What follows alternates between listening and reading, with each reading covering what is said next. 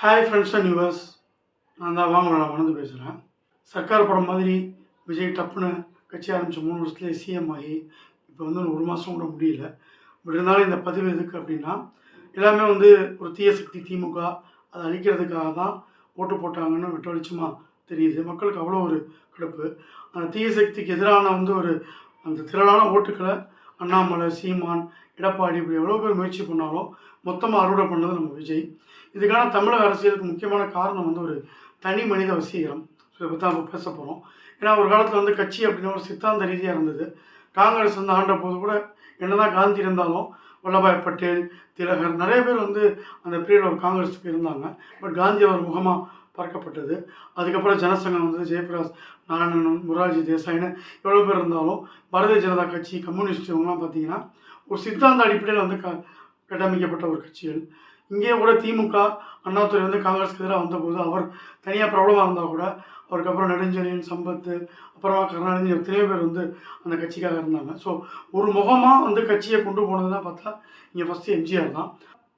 அவரை நம்பி மட்டும் அந்த கட்சி அதிமுக. அதுக்கப்புறம் ஜெயலலிதா வந்து அதை எப்படி கொண்டு போனாலும் இப்போ அவங்க மறைவுக்கு பின்னாடி அது எப்படி அலுவலகப்படுதுன்னு பார்த்தாலே தெரியும். ஸோ இது மாதிரி கட்சி ஒரு சித்தாந்தத்தை அடிப்படையாக இல்லாமல் ஒரு தனிமனத்தை நோக்கி இருக்கும் பொழுதான பாதிப்புகள் வந்து ஜனநாயகத்துக்கு அதிகம். அதனால் நல்லது நிறைய நடக்கும். ஏன்னா அவர் வந்து நம்ம நம்புகிறோம், ஓட்டு போடுறோம். அவர் எது பண்ணால் நமக்கு வந்து நல்லதாகவே தெரியும். இன்ஃபேக்ட் அவர் ஒரு மனுஷன் தான், அவரும் தப்பு செய்வார், அவருக்கும் அரசியல் லாபத்துக்காக என்னவோ பண்ணுவார். இதெல்லாம் ஏற்றுக்கிறதுக்கு வந்து மக்கள் மனசு வந்து இடம் தராது. அவர் ஒரு கல்ட்டு ஃபிகராக இருக்கிற எம்ஜிஆர் மாதிரி இப்போ விஜய். ஸோ அவருக்கு வந்து என்னென்னா தப்பு செஞ்சாலும் ஒரு காமனான ஆட்கள் அவர் வந்து ஒரு குற்றம் சொன்னாலும் அவரோட தவறை சுட்டி காட்டினா கூட அவங்க மாதிரி கோபமும் வெறுப்பும் தான் வறுமை ஒழிய ஒரு நியாயமான இதை எடுத்து சீர்தூக்கி பார்க்குற அறிவு வந்து மக்களுக்கு வந்து ரொம்ப கம்மியாகிட்டே போகும். இதனால தான் ஒரு தனிநபர் அரசியல், அந்த தனிநபரை முன்னிறுத்துறதுல உண்டான அபாயம். இது இப்போ நம்ம மோடிக்கு சொல்லலாம், மோடி தானே அப்படின்னு சொல்லி நம்ம பேசலாம். பட் மோடியை பொறுத்தவரை வந்து அவர் பாரதிய ஜனதான்ற கட்சி வந்து ஒரு மிகப்பெரிய ஸ்தாபனம் என்று உலக அளவில் நிறைய பேர் உறுப்பினர்கள் கொண்ட ஒரு கட்சி. மோடி இல்லைன்னா கூட அடுத்து யோகி, அதுக்கப்புறம் ஆள்னு சொல்லி வரிசை அவங்களால ப்ரொடியூஸ் பண்ணக்கூடிய ஒரு திறமை அவங்ககிட்ட இருக்குது.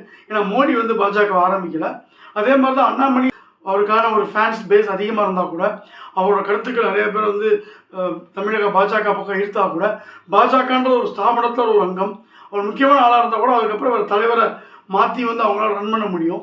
ஆனால் ஒரு தனிநபர் கட்சி ஆரம்பிக்கிறதோ, ஒரு குடும்பத்துக்குள்ளே ஒரு கட்சி இருக்கிறதோ ஜனநாயகத்துக்கு என்றைக்குமே ஆபத்து. இது ஏற்கனவே திமுக பண்ணதுனால தான் மக்கள் வந்து ஒரு பெருவியான கோபத்தோடு வந்து விஜய்க்கு போனாங்கன்னு சொல்லலாம். அதில் முக்கியமாக வந்து மு.க. ஸ்டாலின் வந்தது வந்து யாருமே பெருசாக எடுத்துக்கலாம். அவர் வந்து படிப்படியாக வந்து வந்தார். சென்னை மேயராக வந்தார். அப்புறம் கட்சியில் தனியாக நிறையா விஷயங்கள் தாண்டி அவர் வந்ததுனால அவரோட ஒரு கிராஜுவலாக மக்களால் ஏற்றுக்க முடிஞ்சுது.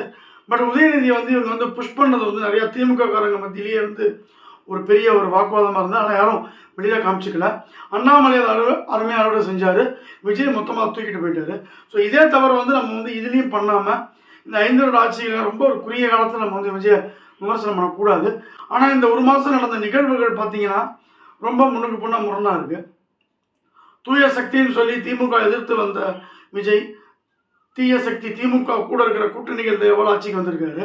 அதேமாதிரி தினகரன் வச்ச குற்றச்சாட்டு எப்படி அந்த ஒரே எம்எல்ஏவை குதிரை பேரம் பசி தூக்குனது, அதிமுகவோட செயலாளர் போய் நம்ம எடப்பாடியை சந்திக்காமல் சிவி சண்முகத்தை சந்திச்சு அங்கே வந்து சோஃபா அனுப்பிச்சதுன்னு நிறையா ஒரு குற்றச்சாட்டுகள் அவர் மேலே வந்த 20 நாளுக்குள்ளேயே இருக்குது.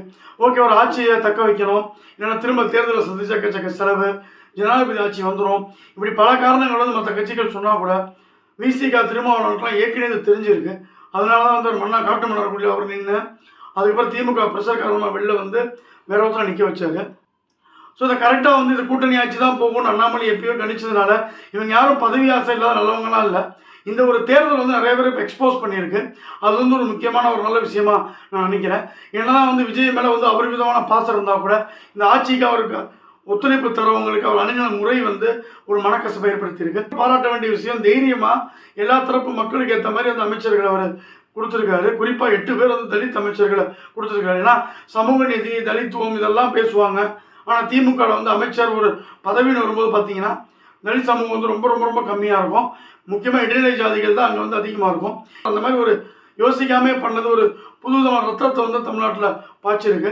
இந்தியா ஃபுல்லாக தலித்துகளுக்கு வந்து பாஜக எவ்வளோ மாநிலங்களில் பண்ணியிருக்கு, ஜனாதிபதி ஆக்கியிருக்கு, பட் இருந்தாலும் தமிழ்நாட்டை பொறுத்தவரையும் அதை வந்து ஒரு பிராமணருக்கான கட்சின்னு ஒரு பெரிய ஒரு நெகட்டிவ் ப்ரொபகண்டா பண்ணாங்க. அது அண்ணாமலை வந்து உடைச்சாரு. அப்படி பிராமணர்களை வந்து ஒரு தீண்டத்தகாதவர்களாக வச்சுருந்த இந்த ஒரு தமிழ் அமைச்சர் வேலை 2 பிராமணர்களுக்கு வந்து விஜய் வாய்ப்பு கொடுத்துருக்காரு. அதையும் நம்ம நிச்சயமாக பாராட்டணும். ஏன்னா விஜய் ஜெயிச்சு வந்ததுக்கு மெயின் காரணமே இங்கே வழக்கமான அந்த ஒரு அரசியல் கூற்றுகளோ அந்த ஒரு சம்பிரதாயங்களோ இல்லாமல் உடைச்சு எரிஞ்சது தான். சாதி மதம் இனம் தாண்டி விஜயன்ற வசீகரத்துக்காக தான் மக்கள் ஓட்டு போட்டாங்க. அதனால தான் எவன் எந்த தொகுதியும் கூட தெரியாமல் வந்து போட்டிருக்கோம். பட் இது வந்து கி வீரமணிக்கு என்ன பிரச்சனைன்னு தெரில. ரேப் பண்ணவன், கொள்ளையடிச்சவன், ஊர் காசு எடுத்து உடையில போட்டவன், பல விதமான கிரிமினல் கேஸ் இருக்க அமைச்சரான போதெல்லாம் அவர் வந்து கண்டுக்கவே இல்லை. ஆனால் 2 பிராமணர்கள் ஆகிட்டாங்க கொஞ்சம் மிகவும் குதிக்கிறாரு. ஸோ இவங்களை வந்து விஜய் சரியான இடத்துல செக் வைக்கணும். ஏன்னா ஒரு நல்லாட்சி தர வரும்பொழுது நிறைய விதமான எதிர்ப்புகள் வரும். இப்போ இவர் கூட்டணிக்குள்ளேயே திமுக சாயலில் வந்திருக்க கட்சிகள் ஒரு அமைச்சர் பதவிக்காக சேர்ந்துருக்கலாம். பட் நாளைக்கு எல்லாத்துக்கும் மத்திய அரசு எதிர்க்கிறது, எந்த திட்டம் கொண்டு வந்தாலும் வந்து இந்த மாதிரி பிராமணர்கள் எதிர்க்கிறது, சனாதன தர்மம், இதையே சொல்லிட்டு இருந்தால் ஒரு பீரியடுக்கு மேலே நிறைய ஆட்கள் வந்து எனக்கு தெரிஞ்ச பிராமணர்களே வந்து ஓட்டு போட்டிருக்காங்க. சாதி பார்க்காம தாவைக்கு வரணும்னு நினச்சிருக்காங்க. எல்லாத்துக்கும் வந்து நம்ம நெகட்டிவாக ஏற்படுத்துகிற மாதிரி ஆகிடும். எந்த சாதியும் முன்னாடி நிற்க வேணாம், பின்னாடி நிற்க வேணாம். திறமைக்கு ஏற்ற மாதிரி இளைஞர்களுக்கு வாய்ப்பு கொடுத்து அவங்கள வந்து அமைச்சர்களாக்குறது இன்றைக்குமே நல்ல விஷயம். ஏன்னா எந்த ஒரு சாதியுமே தீண்டத்தகாததும் கிடையாது, எந்த ஒரு சாதியும் போற்ற தகுந்ததும் கிடையாதுன்றதான் என்னோட ஒப்பீனியன். ஸோ விஜய் வந்து தன்னோட வசீகரத்தை வந்து ஒரு நல்ல விஷயமாக பயன்படுத்தி தேவையில்லாமல் சலசலப்பு ஓசி சோறுங்க பேசுகிறதெல்லாம் கண்டுக்காமல் உண்மையிலே முன்னாடி போனார்னா கண்டிப்பாக வந்து இந்த ஆதரவு அடுத்த கட்டத்துக்கு பெருகும். ஆனால் இந்த ஆதரவு வந்து போக போக வந்து போரடிக்க வாய்ப்பு இருக்கு. ஏன்னா ஒரு வேகத்தில் மக்கள் ஓட்டு போட்டு வந்துட்டாங்க. இது ஒரு ஹனிமூன் பீரியட்னு சொல்லுவாங்க. புதுசாக கல்யாணம் ஆகும்போது எல்லாமே அழகாக தெரியும். வாழ்க்கையை பார்த்து இன்ஸ்டாகிராம் ஃபோட்டோ மாதிரி சும்மா கும்புன்னு இருக்கும். போக போக 3 மாதம் 6 மாதம் 1 வருஷம் ஆகும்போது ஆதார் கார்டு ஃபோட்டோ மாதிரி பள்ளிடிச்சிடும். அந்த மாதிரி இல்லாமல் இருக்கிறதுக்கு தனி வசீகரத்தையும் தாண்டி விஜய் வந்து நிறையா திட்டங்களை முன்னெடுக்கணும். முக்கியமாக எம்ஜிஆர் பண்ண மாதிரி அடித்தட்டு மக்களுக்கு தேவையானதை செய்யணும், நடுத்தர மக்களுக்கு தேவையானதை செய்யணும். சாலை பராமரிப்பு இதெல்லாம் அவர் சொல்லியிருக்காரு, இதெல்லாம் பண்ணணும். முக்கியமாக வந்து பழைய சம்பிரதாய வார்த்தைகளை ஒதுக்கிட்டு இவரோட கட்சியில் முஸ்தபா தேவையில்லாமல் சனாதனம் பேசுனது இதெல்லாம் நிறையா பார்த்து வெறுத்து போயாச்சு. ஸோ ஒரு பாசிட்டிவானதை முன்னெடுத்தாருன்னா இவருக்கு நிச்சயமாக அடுத்த கட்டத்தில் ஒரு பெரும்பான்மை நடந்து கூட நிறையா வாய்ப்புகள் இருக்குது. ஆனால் இவர் பண்ண ஒரு பெரிய தப்பு, காங்கிரஸோட சேர்ந்துட்டாரு. இதனால் சொல்லாமல் கொள்ளாமல் பாஜகவுக்கு அகைன்ஸ்டாக போயிட்டாரு. ஸோ 29 மோடி வருகின்ற பட்சத்தில் இவருக்கு வந்து நிச்சயமாக ஒரு இக்கட்டான காலகட்டம். 29 சேர்ந்து சட்டசபை தேர்தல் வருதான்னு நம்ம பார்க்கணும். முக்கியமாக காங்கிரஸ் வந்து நம்ம எந்த கட்சி விட்டதே இல்லை இந்தியா ஃபுல்லாக. சமாஜ்வாதி பார்ட்டியாக இருக்கட்டும், ஜனதாதளாக இருக்கட்டும், சந்திரபாபு நாயுடு இருக்கட்டும், எல்லாருமே அவர்கிட்ட போயிட்டு வேணான்னு ஓடி வந்துட்டாங்க. லேட்டஸ்ட்டாக உத்தவ் தாக்கரே கூட சொல்லலாம். அப்படிப்பட்ட கட்சிக்கு ஏன் உயிர் கொடுத்துருக்காருன்னு தெரில.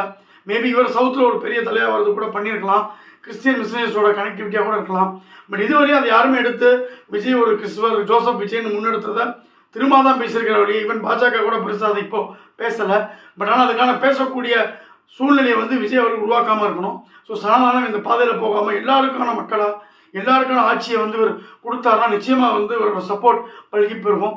அப்படி இல்லைன்னா இப்போ விஜய் வர்சஸ் அதர்ஸ் இந்த தமிழக அரசியல் போகும். அப்படி போகும்போது அண்ணாமலை, சீமான் இவங்களுக்குலாம் ஒரு பெரிய ஸ்பேஸ் இருக்கும். அதை கண்டிப்பாக அவங்க யூஸ் பண்ணிப்பாங்க நம்பலாம். மொத்தத்தில் ஜனநாயகத்துக்கு தனி மனித துதி, தனி மனித ஒரு அரசியல்ன்றது ஒரு கேடுனா கூட இப்போதைக்கு தமிழ்நாட்டில் ஒரு சாபக்கேடாக இருக்குது. பிளெஸிங் அண்ட் டிஸ்கைஸ் மாதிரி இவர் வந்திருக்காரு. ஸோ நல்லாட்சி பண்ணும்போது நல்லதாகவும் இருக்கும்னு நம்ம நம்பலாம். வேறு ஒரு அரசியல் பதில் அப்புறமா சந்திக்கலாம். இந்த வீடியோ பிடிச்சிருந்தா லைக் பண்ணுங்கள், ஷேர் பண்ணுங்கள், கமெண்ட் பண்ணுங்கள். மகாபலம் சேனல் பிடிச்சிருந்தா மறக்காமல் சப்ஸ்கிரைப் பண்ணுங்கள். நன்றி, வணக்கம், பாய்.